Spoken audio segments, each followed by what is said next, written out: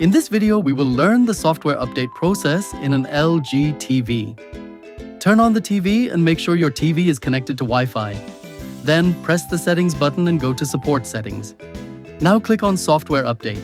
Here you can see details such as your current software version and the upcoming software version. Turn on the auto update option. This will allow your TV to automatically update to the latest software version.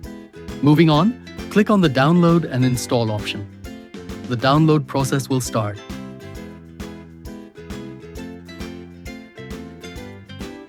Once the download is complete, restart your TV to apply the updates.